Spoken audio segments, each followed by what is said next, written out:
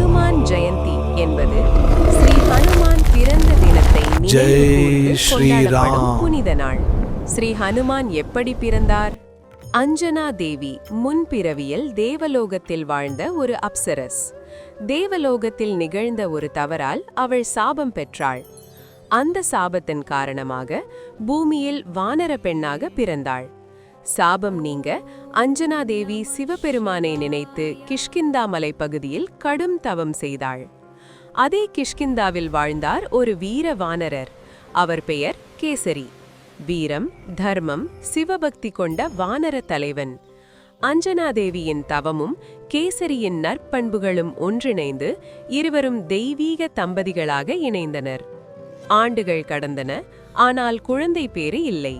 கேசரியும் அஞ்சனாவும் சிவபெருமானை நோக்கி ஒன்றாக தவம் செய்தனர்.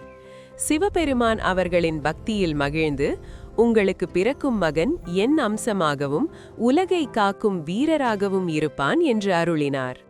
அதே நேரத்தில் அயோத்தியில் அரசர் தசரதன் புத்திரகாமேஷ்டி யாகம் செய்தார். அந்த யாகத்தில் கிடைத்த பாயசத்தின் ஒரு துளியை வாயுதேவன் எடுத்துச் சென்றார். சிவபெருமானின் ஆணைப்படி அந்த தெய்வீக சக்தியை அஞ்சனாதேவிக்கு பெற்றுத்தந்தார்.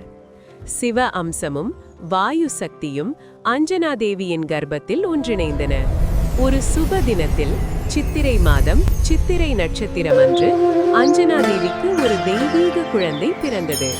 அந்த குழந்தைதான் ஸ்ரீ ஹனுமான். வட இந்தியாவில் சைத்ர மாத பௌர்ணமி, மார்ச் ஏப்ரல் இதையே பொதுவாக ஹனுமான் ஜெயந்தி என்று சொல்வார்கள். தமிழ்நாட்டில் மார்கழி அமாவாசை அல்லது அனுமன் வழிபாட்டு நாட்களிலும் சிறப்பாக கொண்டாடப்படுகிறது. அந்த புனித தினமே இன்று ஹனுமான் ஜெயந்தி என கொண்டாடப்படுகிறது. அஞ்சனாவின் மகன் அஞ்சனேயர், வாயுவின் சக்தியால் வாயு புத்திரன். சிறு வயதிலேயே சூரியனை பழம் என்று நினைத்து வானில் பறந்தான் அந்த குழந்தை. அவனது தைரியத்தையும் அதிசய சக்தியையும் கண்டு தேவர்கள் அவனை ஆசீர்வதித்தனர்.